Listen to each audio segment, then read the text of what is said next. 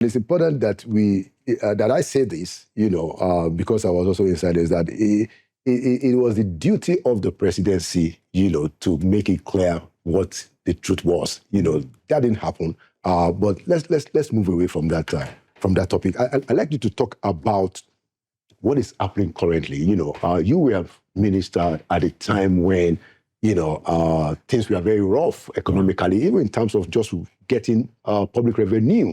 It seems we're back in that kind of a situation. And I wanted to get what's your take about some of these fiscal crises that we hear up and down. The minister says that we made 30% of the budget. The president says a different thing. Quite a bit of confusion. What's your take? About what should happen, basically? Or how do you want to, whichever way you want to respond? So let me say this. Economics is not soccer. In soccer, you get a result in 90 minutes. Worst case, 120 minutes, right? Exactly. Economics, there's always a lag. A policy is implemented, and then there's a lag before you see the effect. So finance ministers are always judged in hindsight. People now say, oh, Kemi was she was the... It's a lie. The same people called me Calamity Kemi. when the oil price dropped to 28 naira, they said Calamity Kemi. There was a front page, I've kept it, I framed it. Sack Adeosun now, right? So I don't look at what people are saying. I look at what's the policy direction, policy trajectory. Let me take subsidy, right? There's no minister who did not see that subsidy was killing us. There was no minister. We tried different things. Do you remember Shorpy? Yeah. We tried different things. We tried, we knew that, look, Nigeria has 4 international borders, right? And then you're subsidizing your own fuel. You have 4 international borders. So your own fuel is maybe 40% lower than your 4, and they're land borders. It's not Britain that has a sea around it. Right. They're land borders, right? Right.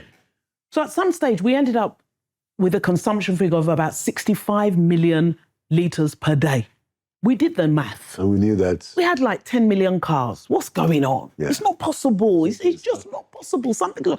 Then we came up with, well, we can't remove subsidy because it's going to affect the people negatively. Let's put trackers on all the tank for away. I mean, I remember that. The incentive to smuggle. So we weren't just subsidising Nigeria. Yeah. We were subsidising the whole region. West African region, which we can't afford to do. Now, that money you subsidise, that money you spend on subsidy is money you can't spend on roads. It's money you can't spend on education. It's money you can't spend on health.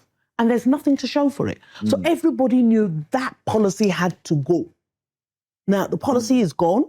Of course, there are some overspills, right? Yeah, there will be. But in the long run, Nigerians are going to be so much better off from that. Because if you look at the revenues now that are going into FAC, they're significant.